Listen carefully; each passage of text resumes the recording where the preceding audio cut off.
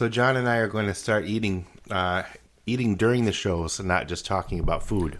Or drinking. So we're going to eat and drink on the show. I want to be a narrator. You're listening to Time to Lean, and here's a song. A couple of misfits talking about things. Why am I such a misfit? You can't fire me, I quit. Seems I don't fit in. Seems I don't fit in. I was in the wrong key. Oh, I'm doing the staff event again this year. I'm the MC. You want to explain that a little more? Well, wait till I get a couple more bites of food in my mouth. No, so basically, it's a staff event, and we're at a pub or bar restaurant. So it's a big work party. Work party. Thank you. Yeah, Christmas party. They might have called it once upon a time. in days of yore. Hi, I'm Yor. Jingle bells. Yor. Isn't that a character on Star Trek? Tasha Yor. No. What was Data's brother? Oh, that was Lore. Lore. L. Oh, I can't wait to have Eric on so I could slaughter Star Trek for him. I wonder if he's listened to anything. I would have to. I hope not. That makes him a better guest, actually. Maybe he shouldn't. No, we'll make fun of him in every episode until he does. That'll show him. And then when he comes on, we'll really get it. We'll really get him. So I basically their door prizes, and the MC just in the past has just called out the numbers on the little tickets that match a ticket that you have, and then you go down to get your and do a little description of there might be some banter. And last year I did it, and this year I'm gonna again. Maybe the banter has increased a little bit, but not always. One person that did it before was really good at improv, so her name was Ingrid, and she did a lot of that stuff. But she was really good at it. But typically, it's just somebody calling out numbers, and so that's been as if people don't know what a door prize thing is. But that's been kind of fun. It's kind of a weird gig because you got to be really loud. This year they're doing it a little differently, where they're going to randomly draw names. What? No tickets? Yeah, no. You're going to randomly draw names, and I'm not quite sure how it's going to work because I may not be able to pronounce the name. So that could makes your job harder, actually. Right. I think it'll go quicker, though, because I was going to suggest there had to be some changes because it just took so long to get to the numbers, and then if somebody didn't claim a prize, then they started going through again with new numbers. And I think sometimes people didn't want the prize, so they didn't come up. Sometimes they're not listening because you're at the thing and you're talking and it's noisy.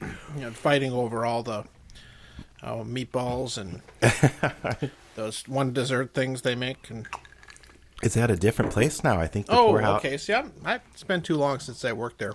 Well, no, this year they had to move it because the other place isn't open anymore or something. I don't know for sure. Oh, okay. So we're actually going to be at Blarney's. Oh, yeah, over in Dinkytown there. Yeah, so that'll be different, and maybe it'll go a little quicker. If your name's called, you have to get the thing. You can't say, "Oh, I didn't." And people can just give the prize, re-gift it to somebody. They don't have to. So when you were not reading or emceeing, what was the best prize you ever won? Because one of our listeners is going to ask. Well, we'll wait, then comment it on next time. No. What about you? I don't know. I can't. I gotta think.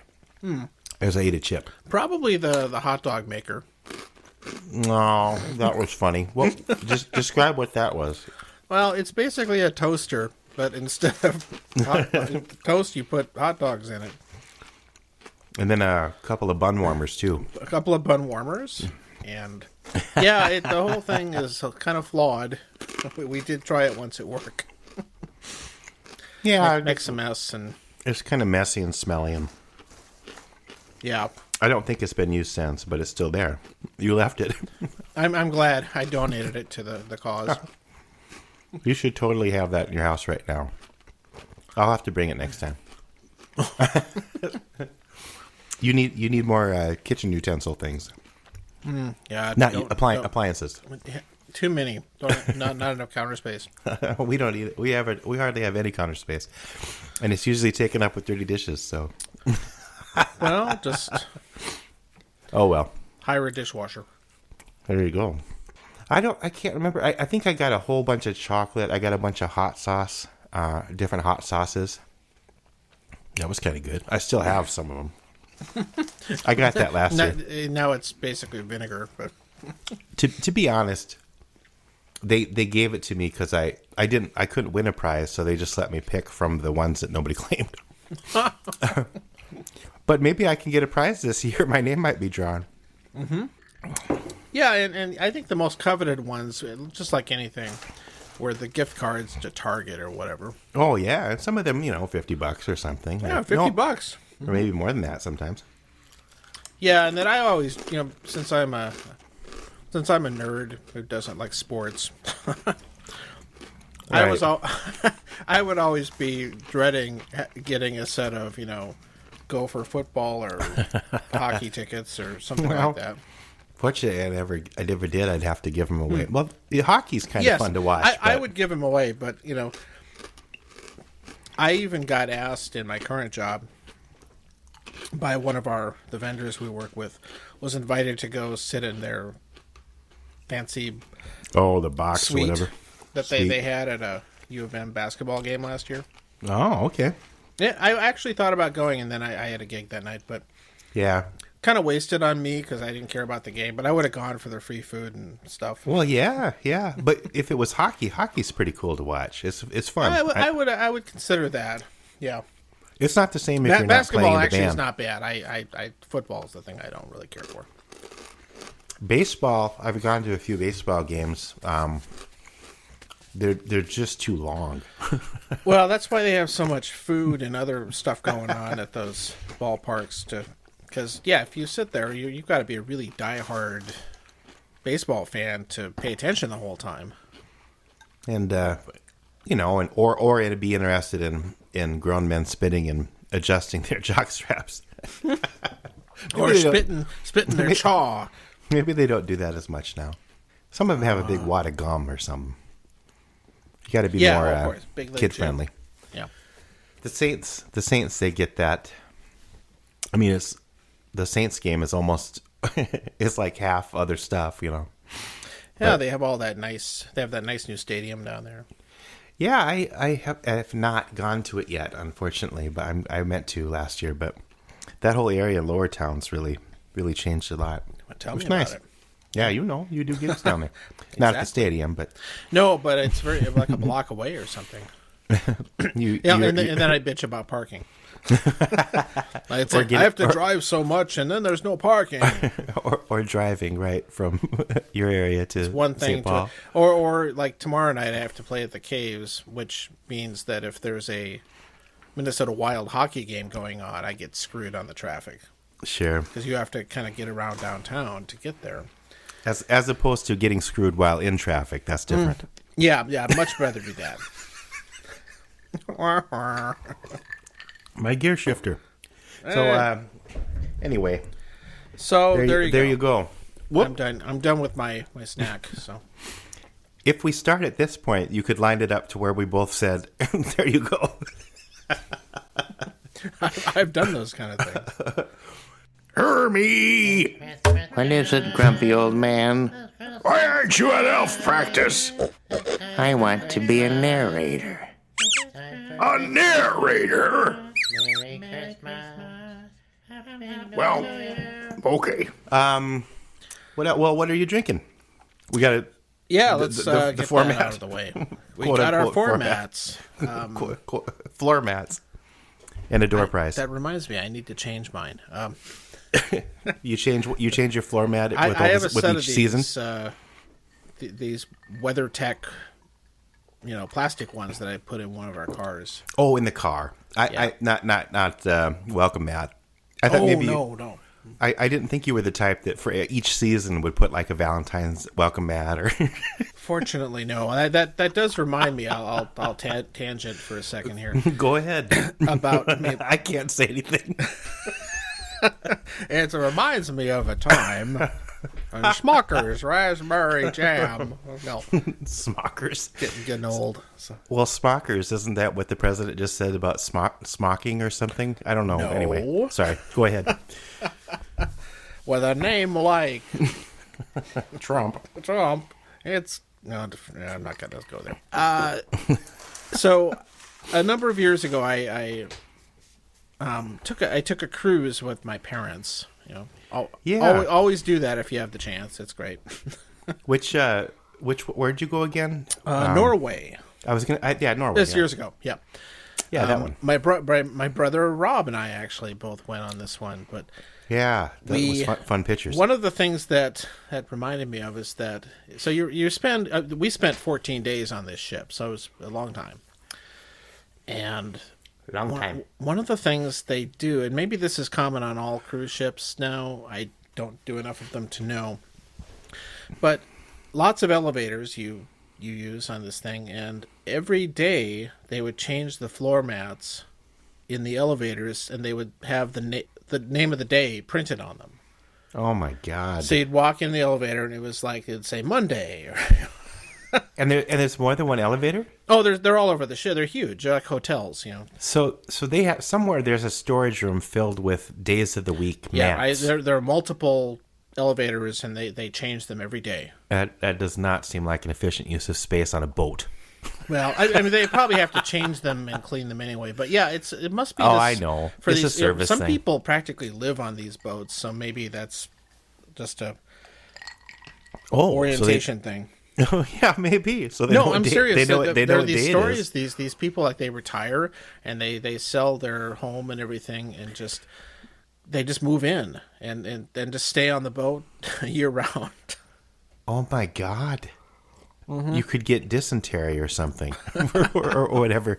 Every now and then you hear about some these kind outbreaks. of Legionnaire's disease or something. I don't know what it is. Yeah, no, those boats are, because they're self-contained little cities. I'm sure it's much easier to have an outbreak like that, like some kind of flu or other virus. Or that just seemed like the funniest thing. In fact, I took a lot of pictures on that trip, and I took one of every single floor mat, just because I thought I was just really amused. I've heard of other things they do, like I don't know, the towels, towel sculpture or something. Oh yeah, every night before bed they when they came to turn down your bed. I think hotels do this too sometimes, but they would make a set of towels into these animals. Yeah, like they look like elephants or whatever. Oh, all right. So there must be. I don't know. It was strange, but that was my tangent. Floor mats. It just reminded me of those goofy ass day of the week ones. If you told me about that, I forgot. That's kind of weird. Yeah, I hadn't thought of it in a long time. At least they don't have one for every day of the year, because then you'd have to have like 365 mats. I don't know. That's ridiculous. It could just be a calendar. Mm-hmm. Mm. Oh, anyway, sorry. Back to what I'm drinking tonight. Yeah, there you go. Why am I apologizing? I'm drinking scotch. Oh, which one? And this one, this is the Bunnahabhain 12-year. Bunnahabhain. Which you got me for my birthday this year. Yeah, have you? You've had it before. I've had it, and I've had the bottle open, but it just sounded good. Yeah, it is a peaty Islay Scotch, and it's not quite as intense as like a Lagavulin or Lafroig. Those are the two of the smokiest ones you can get. Yeah, but this one's a little bit milder, but it's a nice Scotch. I'll put a link to it, because I'm the way I'm pronouncing it is not exactly how it's spelled. Like a lot of Scotches, which are course, because they're all based on these old Gaelic names. I've seen some like Gaelic road signs or town signs or something like that. It's like, what? How do you even? There's no way you could pronounce that. Oh, they're just the weirdest thing. But that's what I'm having. How about you? I'm having a Pimm's. Is it? I don't know if it's called a Pimm's cocktail or whatever, but it's just that Pimm's liqueur, which is a closely guarded secret of herbs and spices. And I'm Herb. Where's Herb? Herb Tarlick. Yeah. So keep going. I guess you either put lemon lime soda or ginger ale, and I've only ever had it with ginger ale yet, but I'll have to try it with 7-Up or something someday. But so this is a liqueur mixed with soda. Oh, you haven't heard of Pimm's before? Well, I've heard of it. I just don't remember what it is. I'm trying to place the flavor.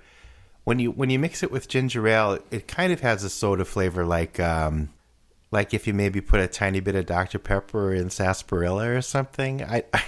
I'm not describing it very well. It tastes better than that sounds, but so it's like it ends up becoming sort of a spicy soda with a kick, I guess. Huh. I will have to try that. So yeah, so this is our last episode before Christmas. Right.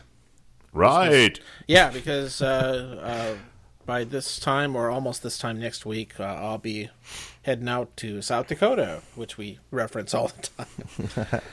I'm going out to Rapid City for the Christmas holiday to visit my family. The beautiful Black Hills. And that's probably when my mom will hear one of our episodes, when I oh, no. I just subtly turn it on the background when we're driving in the car. It's like, hey, Mom, have you heard the latest Time to Lean? Poor Mom, trapped in a car. She claims she really wants to listen to him, but somehow never manages to do it. Well, she's flipping busy. I mean, she's always... not flipping burgers, flipping busy. Yeah, but... no, and that was my dad's job, flipping burgers. See what I did there? I brought my dad back in. Sorry, Dad. I keep using you as material. Well, it's anyway, good material. So we have this, because like a lot of people, we have multiple family members and people don't live in the same place. Yeah. So this year, like a lot of years, you have to figure out who you're going to see and when you're going to see them. The rotation. Because for some reason, people want to see their family at Christmas. Well, there you go. And so we're going to get back late in the day on the 25th, and we're going to get in the car and drive back to South Dakota. to Sioux Falls. At her mom. Yeah. Oh, with visit my wife's side of the family. Yeah. The in-laws. And the in-laws, and also with my stepchildren. Yeah. And we're all going to go down there and stay in a hotel for a couple of nights and do stuff there. So, and then we come back and go back to work. Her ex-husband doesn't join you guys, does she? I think she means he. No. But we split part of it up, that the kids go up to hang out with their dad part of the day. They always like going up there because his family, they do these massive food gatherings where they all make sides of beef and he made like 10 pounds of bacon per person or something like that, or he made like for your stepson's his son's graduation party. They were there too, and your wife and him are on friendly terms, and that's helpful with when you have kids. But anyway, for that, yes. And he was there to help. He made the food, I think, didn't he? All of it. He made some of it. Yeah, he did some really great kind of taco stuff. Yeah, like this really good smoked pork. Yeah. No, I think, like I've said before, out of all the ex-husbands you could have to deal with, you got lucky there. He's a good guy, yeah. And the thing, without getting into other people's shit too much, is the good part of it is that I think the kids, I think, have a healthy relationship, because the parental relationship between the two divorced parents has not been poisoned with each other. Yeah. And other people seem to really, they'll badmouth the other ex-spouse in front of the kids, and just, I've definitely seen this, and it's not cool. I'll try to get points or something. In my opinion, I don't know. I have not directly been in that situation. I don't have kids of my own, so that's fine. But I don't think it's good. And I think everybody, even if you aren't getting along, you got to keep. You don't want to do it in front of the kids or involve them. Well, play each other off each other. And I know it happens all the time, and I have nothing I can want to sound high and mighty about this, and I'm just very fortunate though that my stepchildren have a great relationship with both parents, and it's been to my benefit. Yeah, sure. That you haven't had to get involved with a bunch of stuff. No, of course. So I'm very happy about that. That's good. Well, but so that's my holiday. Our holidays when I was a kid was involved quite a few different gatherings, even before my parents got divorced, because my grandparents were divorced on my mom's side. What? So, people never used to get divorced. Well, they did. Old people don't. No, keep going. They weren't that old then. So there'd be two different. And then we go to my other grandparents who never got divorced, but on my dad's side, and Phil and Nora. Yes, I have the same name as my dad and my grandpa and my great-grandpa and my great-great-grandpa and probably maybe two more than that. We haven't quite figured it out. There's a mystery involved in my dad's side of the family.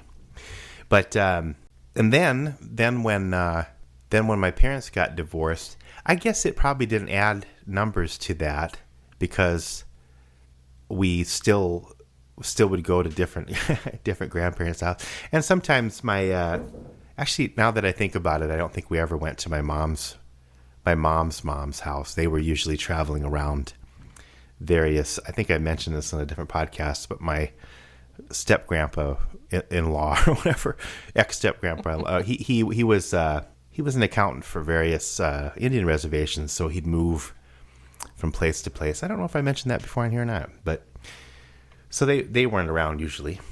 So I guess it didn't really change the amount of, because my dad, we probably went to my dad's parents' house anyway, like we would have. My grandma would always would do hunting. So we'd always have, for Thanksgiving or Christmas, there'd always be... Of course you did. There'd always be like, venison, elk, rabbit, pheasant. It just depended on what was grouse. It had a lot of antelope. So it was a wild Christmas. And then my mom would do, I think we did kind of like a Thanksgiving part 2 almost. Maybe sometimes we did ham. I can't remember. One of my brothers might remember better. I blocked out my childhood. But nowadays, we usually...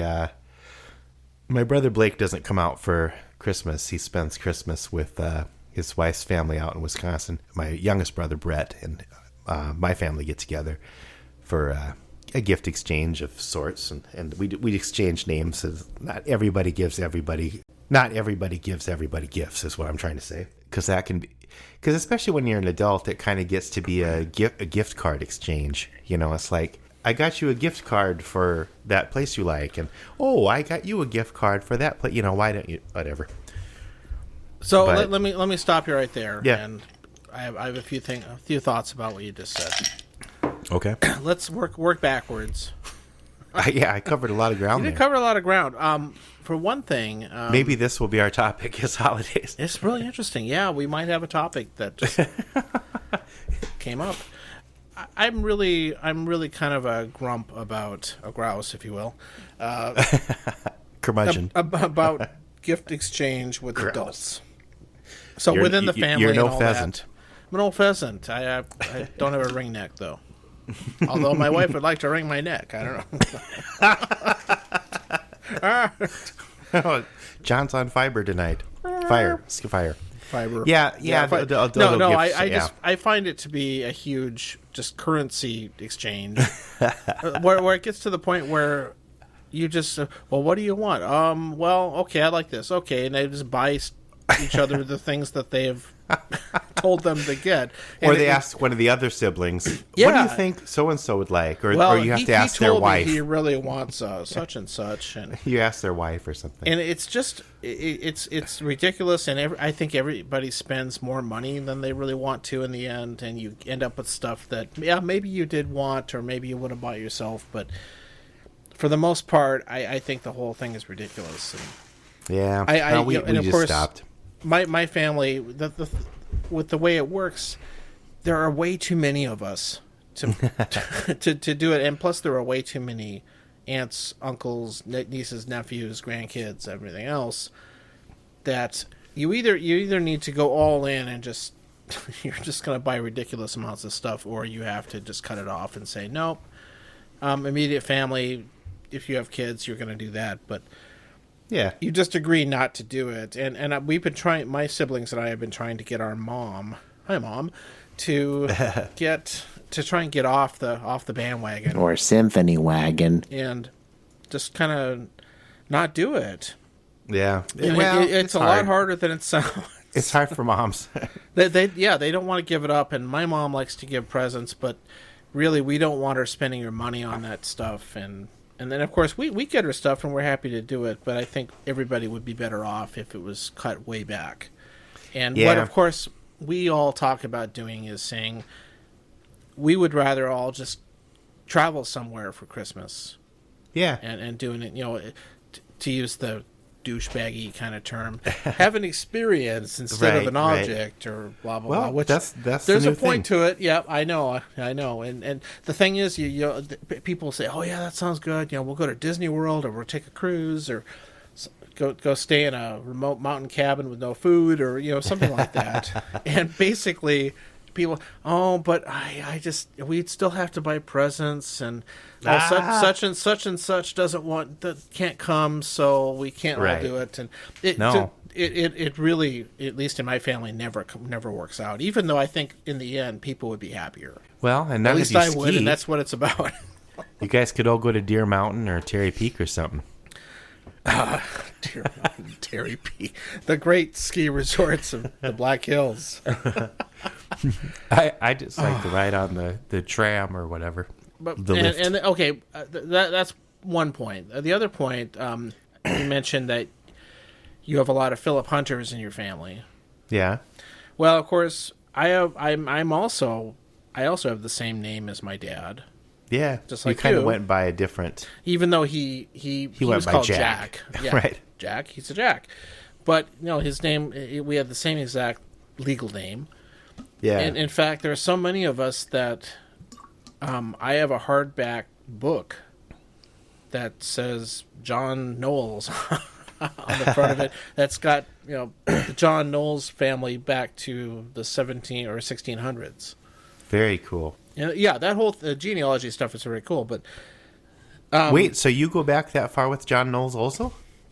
Yeah, I didn't my know side of the that. family goes back to ancient times. Well, yeah, but I didn't know it was old John's. Well, they're not all Johns. Oh, I thought you were saying it kept. You're like the fifth or sixth or seventh. No, too. there is. I mean, I think there's breaks. Yeah, well, you got to take a break. But there is an original John Knowles in like 1780 or something. Oh, the 1780 train. They're all over the place, including the famous John Knowles, the author. Yeah, but no relation. No, not related directly, or just like Beyonce. Well, yeah, my brother calls it. She's your grandpa. Cousin Beyonce. And there's also a Richard Knowles side of the family, which we don't talk about. Oh, okay. Mainly because we're jealous. They have a larger book than we do.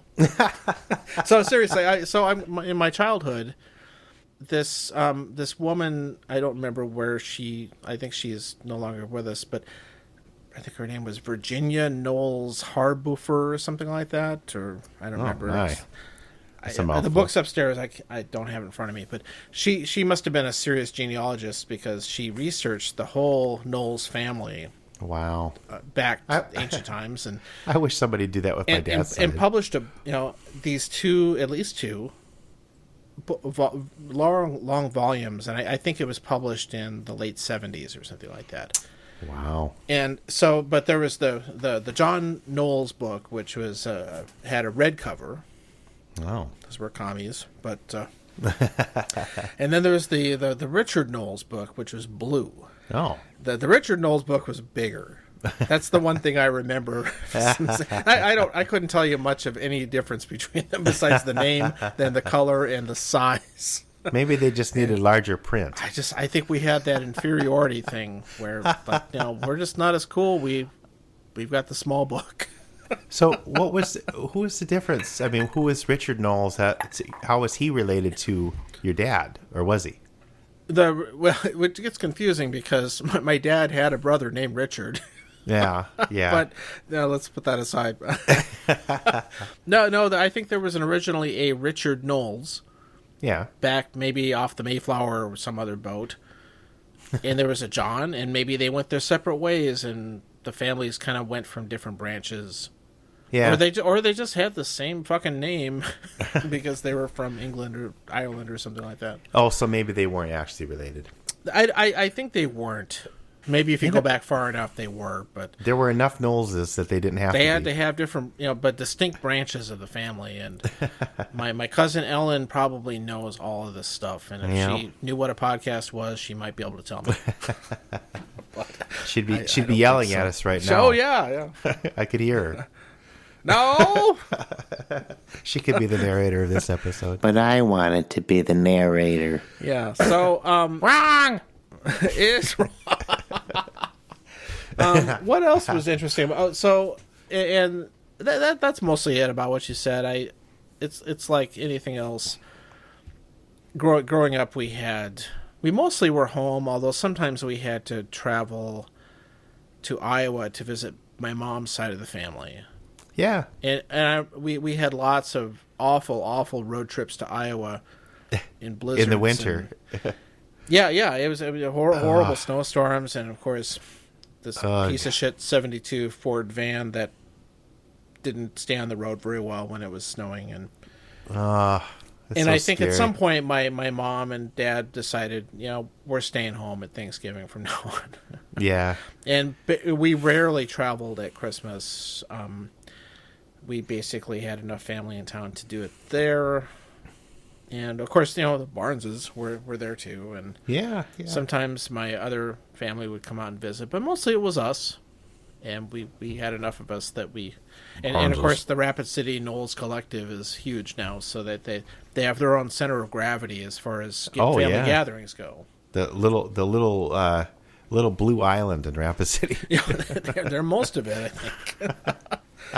And, yeah, so we did that. And we did the funniest thing we used to do at Christmas, and again, my family was I would refer to us as nominally Christian, right? Put it that way. And this is where Rob would probably be useful to chime in on. But we would often buy. I think just because maybe the Barneses were Methodists. I'm not sure exactly how we got into the Methodist thing, but we would go to the Methodist church once a year. Do the Christmas Eve service, and I think later on when I got older, my siblings would actually go to regular church, not just the feel guilty and go once to Christmas a year. thing. Yeah, maybe Easter. Maybe if yeah, really yeah. Guilty. Which if you think about it, Easter should be the one you go to actually, because that's the most Christian thing actually. Yeah, but I digress. But I have these memories of going there and sitting. We'd sit in the balcony or the choir loft because. I don't know, we were assholes or something, but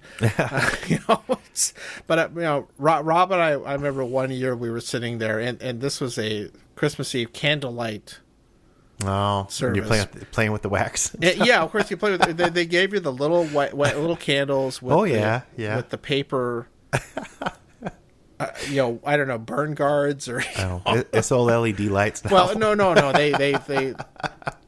They very wisely got rid of that tradition many years ago, but because of little boys. But yeah, Rob and I would be sitting there, and we would let the candle wax drip on the hymnals.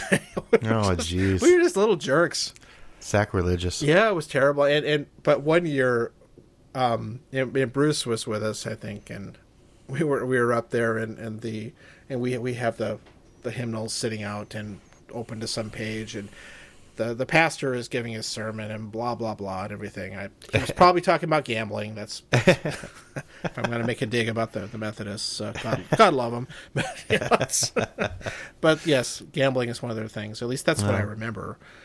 We're sitting there and we're waiting for the sermon to get done, and Bruce looks up at the guy and holds the book over to us and points at a word in the book in the hymnal that says everlasting. And we just crack up, start laughing, and dripping our candle wax on stuff. Oh man, oh, it's terrible. That's why you were in the back. Your mom was. Well, no, I'm sure my mom probably was mortified. She's like, my kids don't know how to act at church. But we just, that was the funniest thing. Now, Bruce, if you ever listen to this, if I have that wrong, it might have been Rob, but we just thought we were the funniest thing. And then we stopped going, or so, I don't know. Well, I mean, no, and then most of my family perform or something. No, then they got roped into actually playing the services, and Ellen made them. No, Ellen went to a different church. Oh, okay. This was a friend of my parents, and they were the music directors. They owned down it. There. They owned the church. Yeah, they had a franchise. It was also a string of casinos. Yeah, it should be. It's very complex. I got 3 7s, and it's all about guilt. They have all the gambling and everything, and yet they make them feel bad about it. I think it brings in more money that way. I think it's fine as long as you tithe your winnings. See, I think a lot of churches wouldn't mind. Yeah, I know. Church. The prosperity church. Okay, on that note, I got to top my drink off, so let's take a quick break. Fine. Tonight's episode of Time to Lean and Here's a Song is brought to you by Garble. Learn how to speak politician, con artist, or bullshitter in the privacy of your own home. Garble. It's not just for misfits anymore. Hello. Hello. You back? I've been back a few minutes. No. No, I just like a minute. Amen. What are you drinking now? Same thing? No, I switched to wheat whiskey. Oh. I'm having a Negroni. Oh, so you went to the trouble of mixing a cocktail. Well, I just put the stuff in and I don't measure it. But that's how I make Manhattans usually. Yeah, me too. I mean, unless if I'm making it for someone else, I use it measuring. But yes, no, I'm a little more careful about that. I like to make it my own way anyway, because I don't. A Negroni traditionally, I think, is equal parts gin and Campari and vermouth. Right. But I don't. No, that seems way too smooth. And I don't put as much of the stuff in. It's more gin. I have to catch my breath. I ran up the stairs and I'm almost 50. You're almost 50. I'm already there. You made it. How's it feel on the other side? Oh, it's tiring. Of the century. Half a century. Damn it. Well, I don't know. Well, that's why I moved into a one level with a basement house instead of a 4-level house, because I could just see the future, and it was not. You're ready. I just wouldn't be able to get up and down the stairs. Well, this house, when we bought it from the original owners, Irvin Lorraine, who built it in 1954, we liked it because it's a 50s kind of house. But I don't even think when they got older, I think they just completely shut off the upstairs. I don't think they ever went up here. So that sounds, yeah.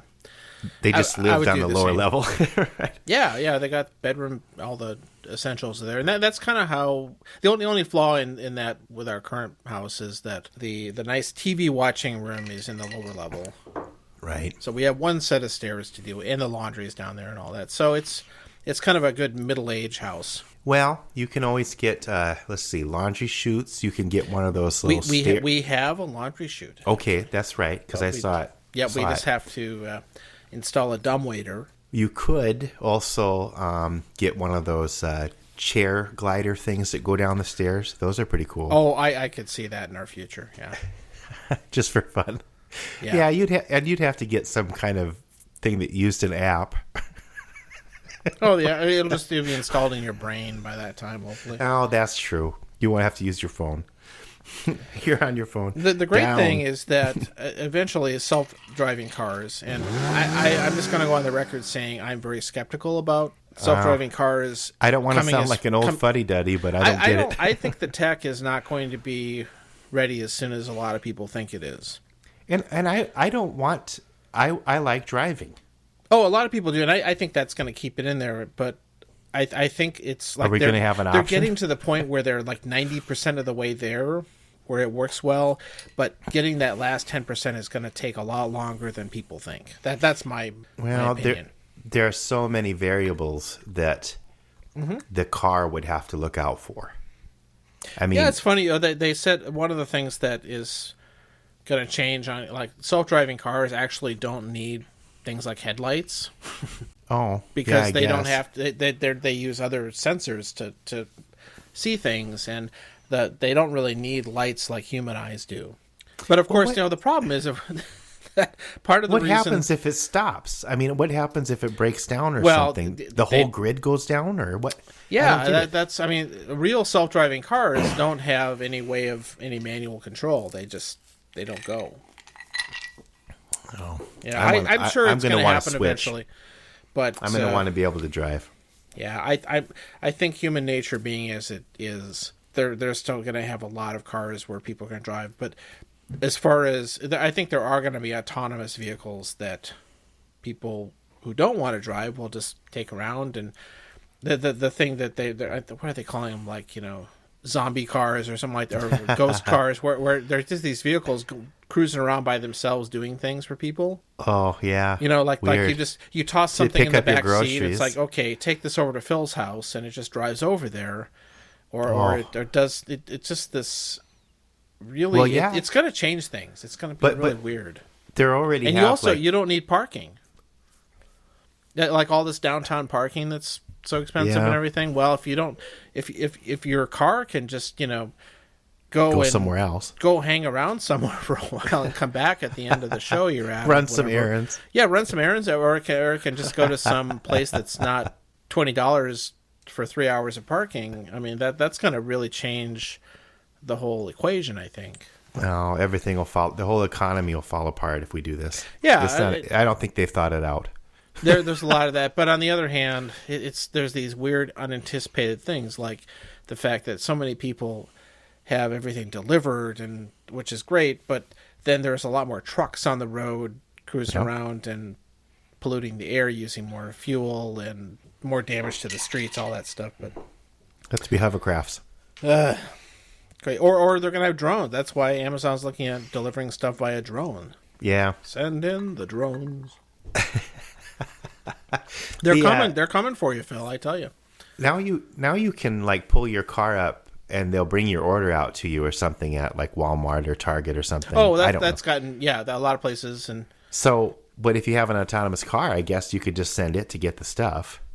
Yeah, totally. Yeah, and then a robot loads it up and and then they come and take over the world. Well, that was what they were joking about with not that it was funny that it happened, the accident in Amazon, but the robot punctured some bear repellent. Oh, that's right, bear. What a thing, bear repellent. I mean, it's not something horrible, it's not something I use very often. But if I go to certain bars, I have to. No, I'm just kidding. The first thing you think of is like, wow, I didn't know you could get bear repellent on Amazon. It's not that kind of bear. No, but yeah, I wasn't surprised, but at the same time, it's like, how much of that did they have in the warehouse? They described it that it wasn't a very large container. Just enough to make people sick. Oh, okay. Well, anyway, evidently it works. Back to Christmas. Speaking of sick, do you have any more things to add about holidays? And I was trying to think of. I mean, I remember one year. One year we figured out. I figured out how to. I figured out where my mom would hide the presents. And this is a terrible story, but you shared your story about the. I think this one will make you look better than mine did. Though. We're both going to heck, but for different reasons. God will forgive us. But my mom didn't when she found out, but no, she did eventually. But so I took the door off the hinges, and I opened the closet door even though it was locked. I figured out how to get that. So my brothers and I knew what we were going to get for Christmas. Oh, what a little fucker! Yeah, it was terrible, and I feel bad, but because then it's like that was one of the years that my mom said we're not having Christmas this year. There were I don't know how many. I think it only happened two or three times. That's in the same line of parental things as I'm taking all your presents back, or I'm calling up Santa to. Yeah, to well, at not first it stop was Santa. and leave things. And At that point, we knew it wasn't Santa because we could get in the closet. But I'm waiting to come out. anyway, that was kind of dumb. But you just couldn't wait to the anticipation, and then and the concept of time is so much different for a kid too. Because I remember being in school, and this time of year, it took forever for Christmas break to come, and that was before the war on Christmas. But it was because then you could call it Christmas. See, Bill O'Reilly is not going to mind our show because we're very conservative. We're using the term Christmas, and that's fine. Well, that's what we celebrated. Festivus, or I can't tell a story about celebrating. I'm sorry. A religious holiday. Did I cut you off there? No, okay. I can't celebrate a holiday I never celebrated. Yeah, I can't say I did. my folks would do the stockings, which Yeah. in retrospect seems kind of ridiculous, but all the stuff that my mom did have a great little thing to get back at us, that because we would sneak in and look at our stuff like a lot of kids do.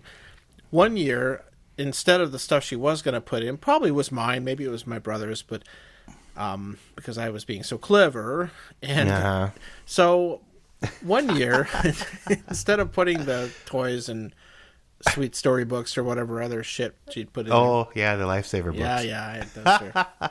See what I did there? She filled my entire stocking with underwear. like Hanes briefs or whatever. And, but in a wrapper still, not used. Well, no, they weren't used. God, no. She really got you. She really got you. That would have been actually pretty damn funny. It's a Here, little... do your own laundry. Yeah, that would have been good foreshadowing. That's better than a lump of coal. But no, it was better than coal. I would have probably welcomed coal after seeing all that 8-year-old boy or whatever. I hope I was only 8. It was last year. It was last year.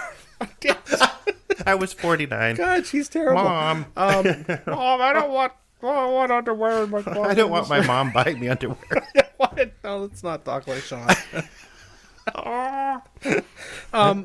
No, so but it was the best thing she could have done. Hilarious. To get back at me. Hilarious. Because for a while you thought, I'm just getting underwear? Well, and I think she actually fooled me for a while. Sure. Because I think and you can't ask.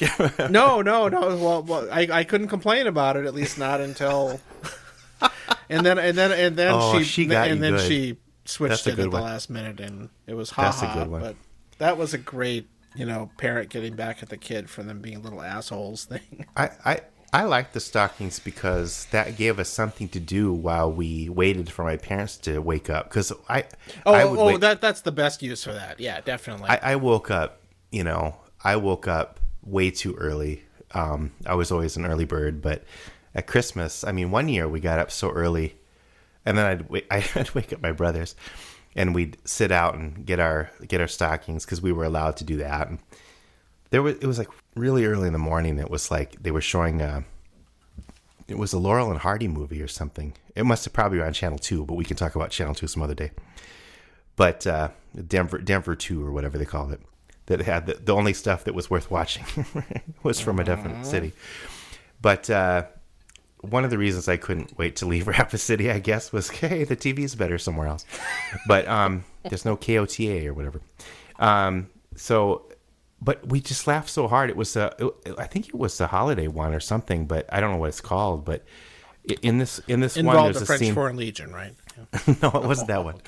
There was a scene though where Laurel he had to siphon wine or something, some kind of drink, from one barrel to another, and we were too young to realize he was getting drunk or something necessarily. Maybe I was old enough, but.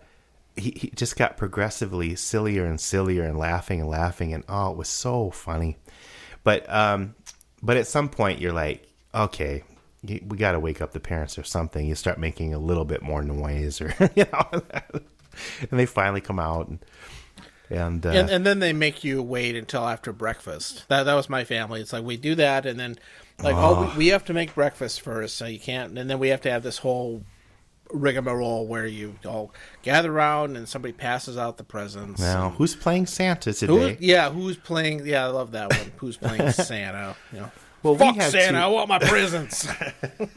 Well, I know it's not Santa, but we did that many years. What was I? Well, you didn't want to admit that you knew Santa didn't exist for a while because you were afraid you might not get a present. Yeah, what if I got to hedge my bets here? It's kind of like that kid's version of the Royal Gambit or something. Exactly. But I'm trying to think of. At some point we talked because my dad was like, you can't open any presents until Christmas Day. And 12:01 a.m. Right. Okay, we'll wake you up after midnight. But finally, we wore them down, or the rules got a little lax after my dad left. We could talk my mom into changing some of the rules because she probably didn't care. Like we could, when my dad was with us in the house, he had another rule. He had was you couldn't watch TV at dinner. So, that's a good topic right there, actually. That's another one. Different things, different rules that we had as kids or whatever, maybe. But but then at some point you could pick one present. So then of course on Christmas Eve and open. Oh yeah, we've been through the one present thing too, I think. Yeah. And then of course you always want to get the biggest one, first. And so then the parents get sneaky with that. My mom's version of what your mom did was like put like a really tiny thing in the big box or something, because it's like, yep. Mm-hmm. Yeah, and then we got older. We started wrapping up, random household objects. Oh, did you guys do that too? Oh yeah. I don't know. I think Bruce started that one. Well, we used to because we wanted to give each other presents or something, or I don't know what we would wrap up things that we'd already had, like I'd find something of Blake's from his room and wrap it up and give it to him. Yeah, our version of that, because we were all dorks. Like spoons? Well, not quite. So in my parents' house, there's this lower music studio room. Oh, yeah. And down there, which is still there. And where the lessons occurred. Yes, the lessons were taught, and the piano was not practiced, and all that, And so one year, Bruce, when he was with us, went down there to find some joke thing to wrap up as a present, or because he hadn't bought us anything or whatever. But, Maybe I'm not 100% clear about that, so I'll have to. Maybe this Christmas I'll ask him. I'll have him on someday. I would love to have, if I could ever get Bruce on the podcast, I would do it. That would be a coup. It would be a coup. Our ratings would go through the roof. It would go up, 100%. We'd have 2 more people. So, Bruce found an old double bass bridge. Yeah. And everybody knows what a double bass. It's that wooden. It kind of looks like a little person or something, doesn't it? Yeah, it kind of has 2 little feet, and it's the thing that holds the strings up on a violin-like instrument. Yeah. So, but on the bass, they're kind of large, but for some reason there was an extra one in that room for years. I don't know why it was there or where it came from, but it was there, and he wrapped that up and gave it to one of us as a joke.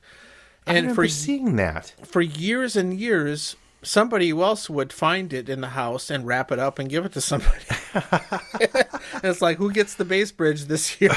Oh, fun. He accidentally started a little... He started a weird family tradition thing. Yeah, that went for a long time, and at some point the bass bridge disappeared, but...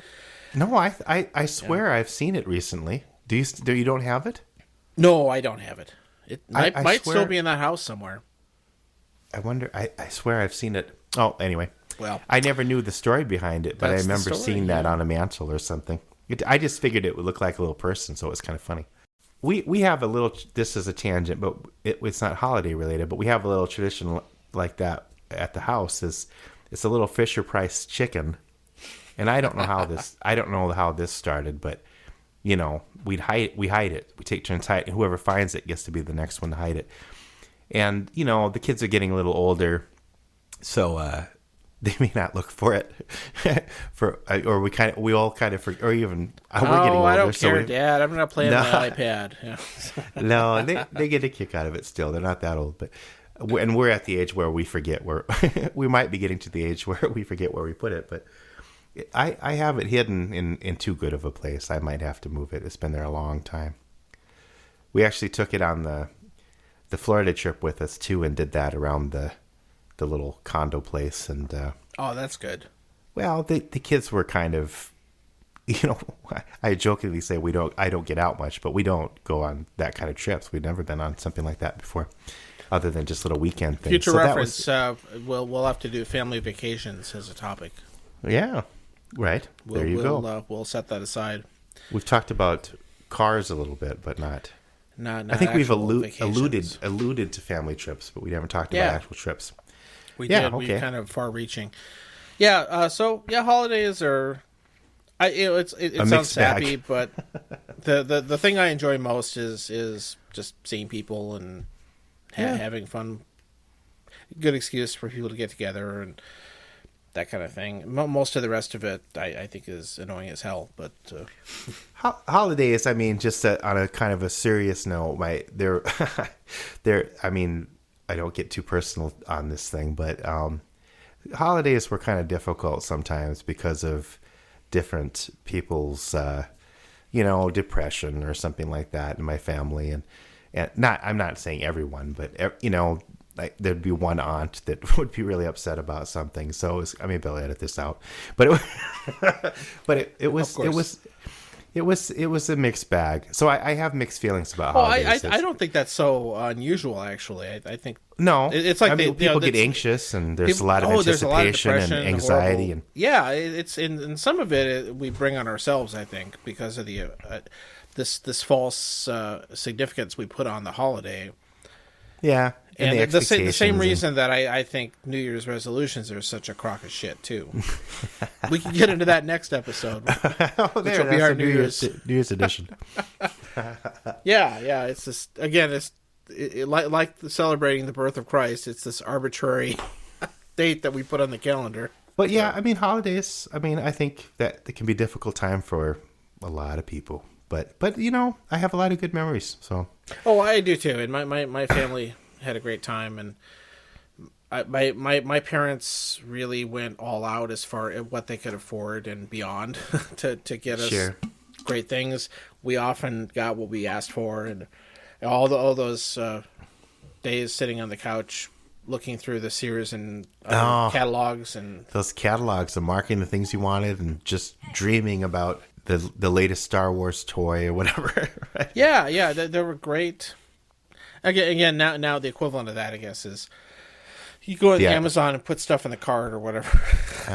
Well, or you could get the IKEA catalog, but that's not quite the same thing. Or like one of my stepkids does, just says, "Hey, I'm going to buy this thing. Why don't you just give it to me for Christmas?" It's like, okay. They're getting to that age. Oh yeah, that gets back to the whole transactional gift giving. Yeah. But again, it's like give them a base bridge. They should have a base bridge, I think. Actually, we try and get silly things. Oh yeah. And sometimes that's the most fun. Yeah, maybe not underwear. Yeah, that was a good one. I gotta give her credit for that. The Christmas underwear episode. We'll call this one. There you go. No, maybe. I don't know. I don't know either. Do you have any other comments about holidays or anything? Did we have? I don't remember what our original topic was going to be. Well, we'll talk about that another time. Yeah. This one was more timely. We talked about Thanksgiving around Thanksgiving. We got to do that. Now we have to get Christmas. This episode out before Christmas. Well, yeah, we'll see. I didn't get the Thanksgiving one out yet. Yeah. Yes. And we've already gone over anyway, so we're fine. We're at a good stopping point, I think. I think so. So I hope that everybody has a great holiday and happy holidays. Okay. Quick segue into recommendations. Oh, what's your favorite holiday movie? Oh, jeez. Maybe that's a topic. we had a lot of fun. I had a lot of fun making fun of that one. It's J. Edgar Hoover's birthday. What was that one we watched? That's Holiday Inn, which is my favorite. Is that around a holiday? Oh, it's a Holiday one, Inn is about it's thought of it because that's where the song White Christmas came from. And they have a big Christmas number. And they have a big holiday Christmas theme, and but yeah, it's like it's in the name. It's on the tin that they have a song for every major holiday of the year. So there's Easter Parade, and there's... So it's Holiday Inn is like a pun. You've never seen Holiday Inn, have you, Phil? No, I think we watched it once. Isn't that where I started making fun of his J. Edgar? Well, probably, yeah. Well, that's you're making fun of the song that's George Washington's birthday. It's the song. This isn't everybody knows Holiday Inn or should know it because it's one of the, and it's better than White Christmas. So don't let anybody tell you White Christmas is better. Okay. Well, you guys are This a Wonderful Life family. We were, and I think I'm given a break on It's a Wonderful Life. I think it's going to be a while before I'll get back onto that one. But we used to watch it. That is something. But we used to watch A Christmas Story every year, but I haven't watched it for the past Christmas couple Story years. I have a lot of respect for that one. Holiday Inn is just it does have some great songs in it, but some of it's just really funny. I remember laughing. Some of it unintentionally. Well, right. And of course, it has the very now infamous blackface number. Oh, which is usually cut when they show it on TV, but yeah, that's the Abraham Lincoln song. Oh my God! Bing Crosby has blackface on it. Oh no, I remember that. Abraham. Why did anyone ever think that was okay? Oh, that's bizarre thing that again they thought that was they were paying some. It's their way of tribute to old minstrel stuff, and it's this weird entertainment history thing. That's something you need to do a tribute to. Yeah. But there are some. But it also has this amazing firecracker dance by Fred Astaire in it, and it's really got some great stuff in it, and it's. Is that your favorite? That's one of the best ones in the show. Yeah, and of course, White Christmas is a great song. I mean, even though it's everybody's sick of it, but. Well, it's no good. Baby, it's cold outside, but... Oh, God. Santa baby. So anyway, that's my thing. I'd say my recommendation or thing I liked for this episode is the movie Widows. But that's not a holiday show. No, it's a regular movie. Oh, we're talking about regular recommendations. Yeah, I've already moved off of the holiday movie. Okay, fine. No, if you haven't seen Holiday Inn, it's great. I guess if you if you don't like it, then maybe you need a nostalgic attachment. But it has its moments. But that's my favorite. You like to sit around and eat Taco John's while watching Holiday Inn at Shakey's. Eating Taco John's at Shakey's. Yes.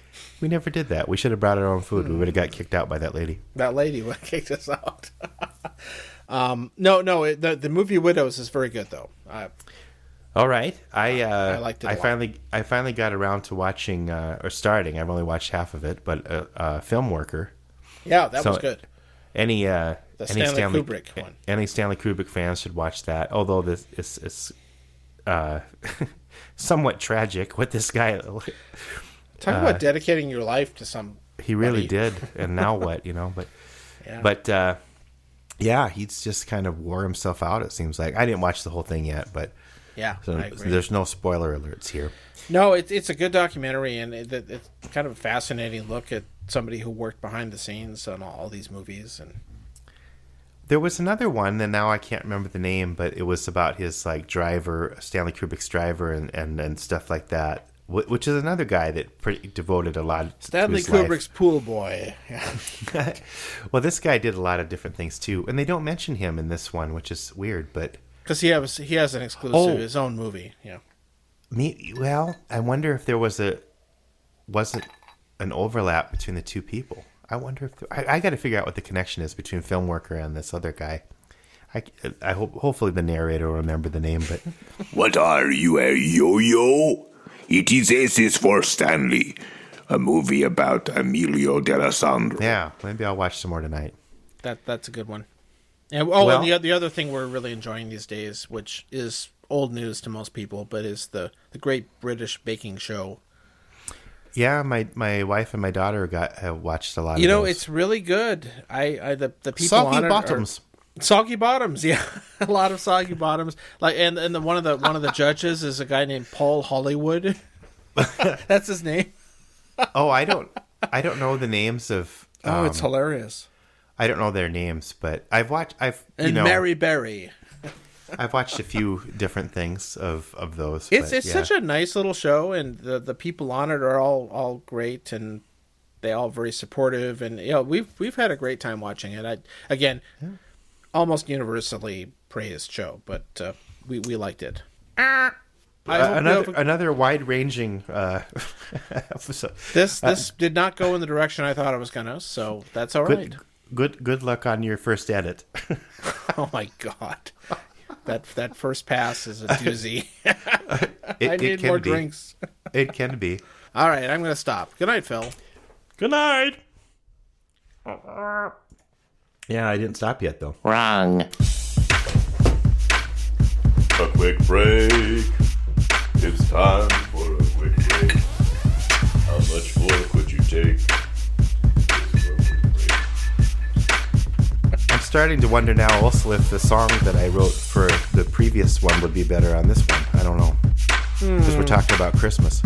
Well, We'll figure it out later. It will come out in the wash. It will come out in the wash. Gold Wash. We'll put Gold Wash here for the holiday song. That's actually a good song, though. We haven't used it yet. Time for a Time to Lean flashback. Here's the song! So I've been hanging out down at the Gold Wash, watching all the cars get washed. The Gold Wash is our finest wash, and that's good enough for me. Drinking my 44 down at the Big D, watching all the cars get clean. If you hung out down at the Gold Wash, you'd know exactly what I mean. Gold Wash, Gold Wash. Bronze and silver were not for me. Gold Wash, Gold Wash. It's the cleanest I'll ever be. There's no left turns down at the Gold Wash, and there's nothing else to do. So I'm hanging out down at the Gold Wash, and if you lived here, you'd do it too. Hell yeah. Gold Wash, Gold Wash. Bronze and silver were not for me. Gold Wash, Gold Wash. It's the cleanest I'll ever be. One day the government took away the Gold Wash. They pried it from our cold, clean hands. Black helicopters took it to the heavens, just like we took the natives' lands. I'd give all the gold in the hills for the Gold Wash, if I could only bring it back. Bronze, copper, tin, aluminum, silver, platinum, uranium, diamonds, nickel, mercury, lead, magnesium, lithium.